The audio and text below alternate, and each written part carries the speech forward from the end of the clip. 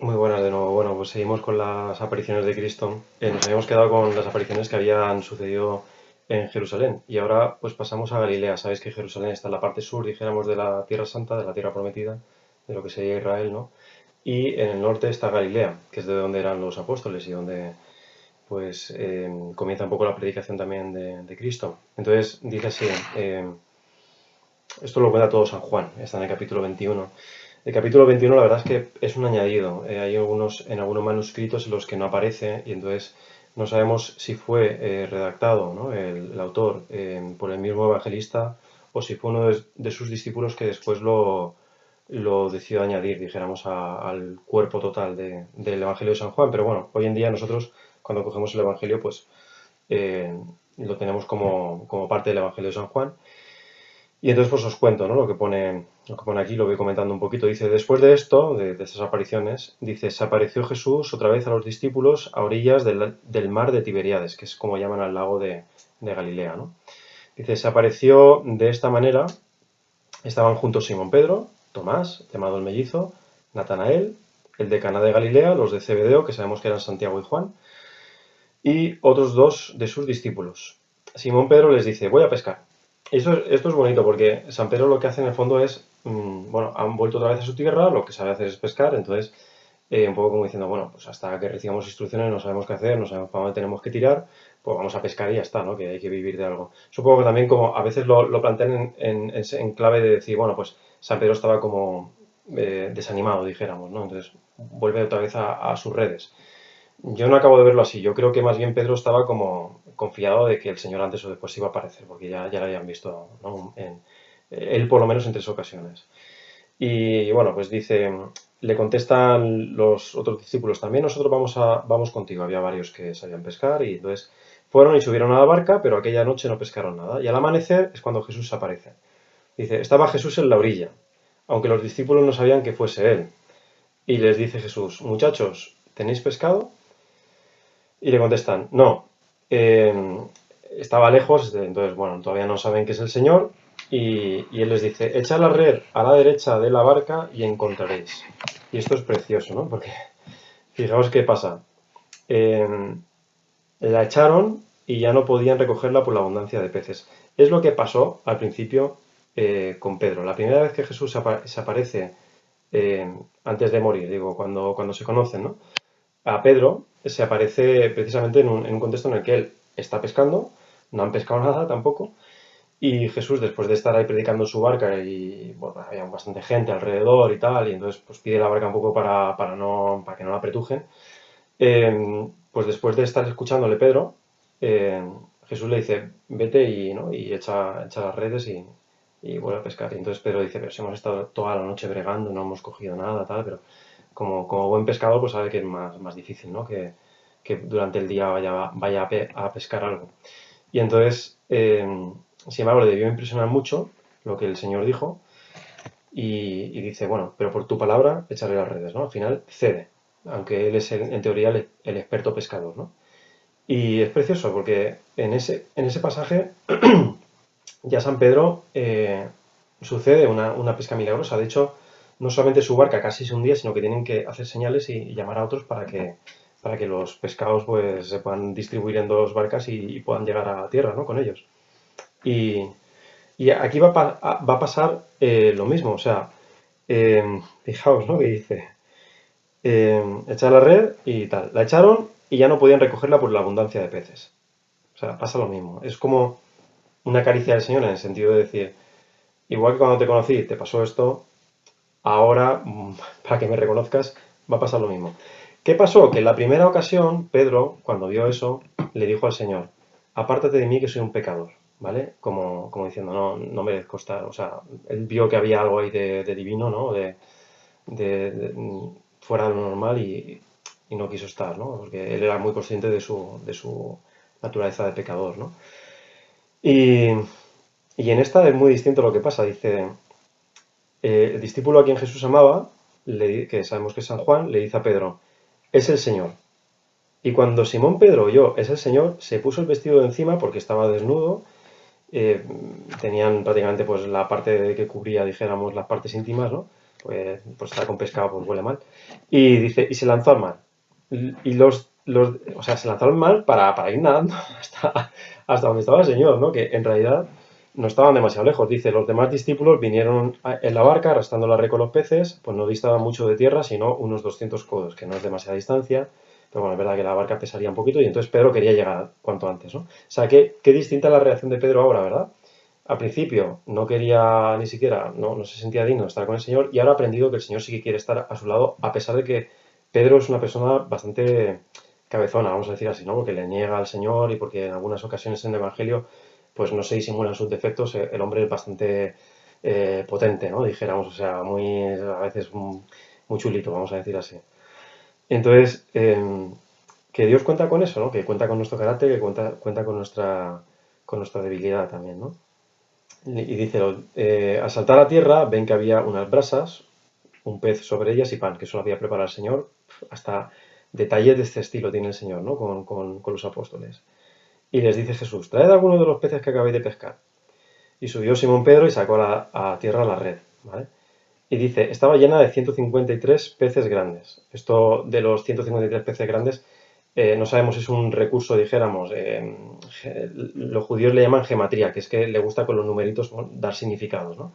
Entonces no sabemos si realmente eran 153 en sentido literal, si es que quisieron darle un sentido teológico. Hay muchas teorías sobre esto, ¿vale? Pero no me voy a enrollar con ellas, que si no hago el vídeo muy largo. El caso es que pescaron una barbaridad, ¿vale? Y dice, y aún siendo tantos, no se rompió la red. Jesús les dice, venid a comer. Ninguno de los discípulos atrevía a preguntarle quién eres tú, porque ya sabían que era el Señor. Y entonces viene Jesús, toma el pan y se lo da. Y de igual modo, pues el pez. Y dice el evangelista San Juan, o el discípulo, ¿no? Que escribe este trocito, dice, esta fue la tercera vez ya que Jesús apareció a sus discípulos después de resucitar de entre los muertos. Claro, sin contar las apariciones a la Virgen María y a las mujeres, pues sería la tercera vez, ¿no? Y sin contar también esa aparición que a Pedro pues le hizo en particular. Dice, después de comer, dice Jesús a Simón Pedro, Simón de Juan, ¿me amas más que estos? Y esta parte es tremenda, ¿eh? Le dice él, sí, Señor, tú sabes que te quiero. Le dice Jesús, apacienta mis corderos. Vuelve a decirle por segunda vez, Simón de Juan, ¿me amas? Le dice él, sí, Señor, tú sabes que te quiero. Le dice Jesús, apacienta mis ovejas. Y le dice por tercera vez, Simón de Juan, ¿me quieres? Y dice el Evangelio que se entristeció Pedro de que preguntaba por tercera vez si le quería y le dijo, Señor, tú lo sabes todo, tú sabes que te quiero. ¿Qué ha pasado aquí? Pues que como Pedro le había negado tres veces el Señor le está preguntando también si le quiere, ¿vale? Para darle la oportunidad como de arrepentirse realmente. Y fijaos que la primera y la segunda respuesta que da Pedro la da un poco como afirmando su yo, ¿no? Sí, sí, yo te quiero, sí, sí, yo te quiero. Y sin embargo, en la tercera, que es cuando ya entiende que van los tiros por ahí, pues él ya es humilde y primero pone al Señor, ¿no? Dice, Señor, tú lo sabes todo, tú sabes que te quiero, ¿no? Entonces, en lugar de yo te quiero, pues tú sabes que en el fondo te quiero, sabes que es así, ¿no? O sea, es precioso, en el fondo. ¿Por qué? Porque Jesús edifica su iglesia sobre la debilidad de Pedro, ¿no? Y cuenta con nuestra debilidad. Y eso es lo bonito de este pasaje del Evangelio. Bueno, hay muchas cosas bonitas, ¿no? Pero que es precioso ese mensaje, de decir, bueno, podemos ser muy débiles, podemos tener muchos defectos, podemos tener muchos pecados, el Señor cuenta con ellos, ya los conoce, y sin embargo Él puede hacer maravillas, ¿no? Yo tengo una imagen grabada, ¿no? Del que fue mi párroco cuando yo era jovencillo, que decía que Dios, con el rabo de un burro, que es pues muy tocho, dice, puede pintar miniaturas, ¿no? Como si fuera un gran artista que tiene un pequeño pincel. Pues eso es un poco lo que hace el Señor, hace maravillas en nuestra vida, ¿no? Y le dice Jesús, apacienta mis ovejas. Y continúa el Señor diciendo, en verdad te digo, se refiere a Pedro, dice, cuando tú eras joven, tú mismo te ceñías, Pedro, e ibas a donde querías, pero cuando llegues a viejo, extenderás tus manos y otro te ceñirá y te llevará a donde tú no quieras.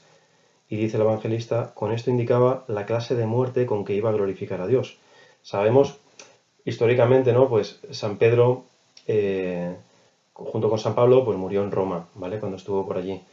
Entonces, lo que sabemos es que Nerón, emperador en aquellos años, ¿vale? Los años 60 después de Cristo, pues no recuerdo ahora mismo si era en el 64 o el 67, pero tanto San Pedro como San Pablo pues mueren en esa época.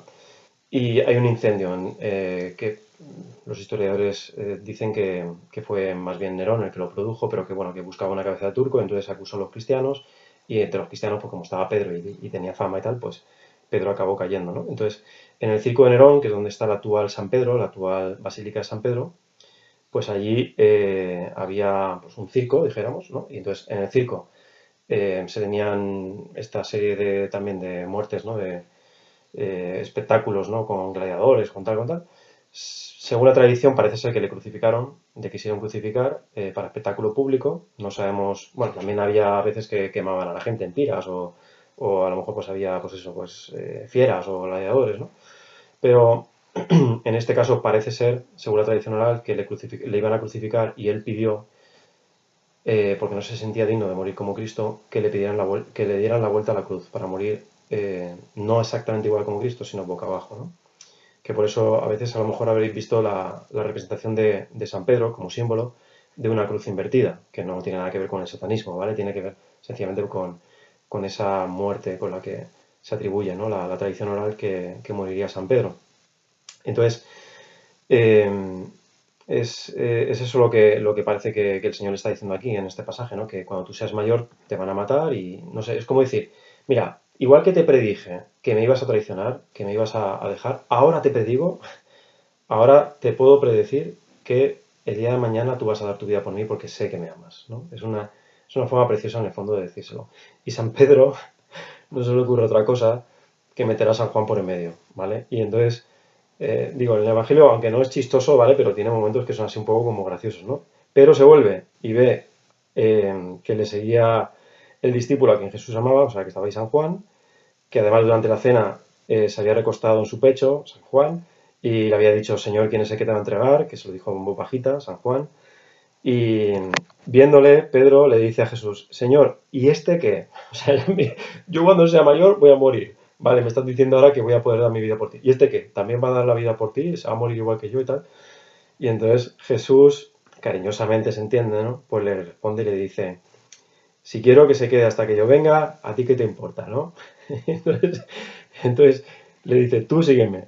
Y corrió, dice el autor de este trocito del Evangelio, dice, corrió pues entre los hermanos la voz de que este discípulo no moriría. Pero Jesús no había dicho a Pedro no moriría, sino si quiero que se quede hasta que yo venga, a ti qué, ¿no?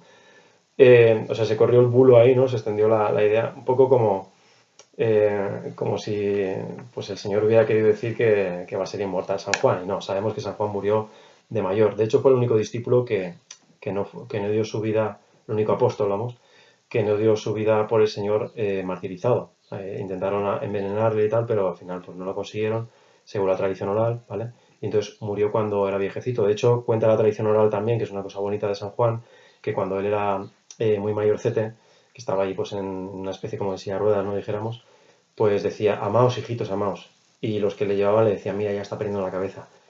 Y porque lo repetía muchas veces, ¿no? Y entonces San Juan les miró y les dijo, no he perdido la cabeza, no estoy chocheando, ¿no? Lo digo porque si os amáis entre vosotros estáis cumpliendo lo que el Señor nos enseñó. Las anécdotas bonitas también, ¿no? Que están ahí pues en la tradición oral de la Iglesia. Y entonces, básicamente en este Evangelio ves, ¿no? Lo importante que es el ser conscientes de que a pesar de nuestros defectos, nuestros pecados, que todos somos pecadores, ¿no? Y que podemos tener nuestros caracteres incluso duros, difíciles, complicados a veces, ¿no? Pues al Señor no le importa tu vida, ¿vale? Tu vida pasada.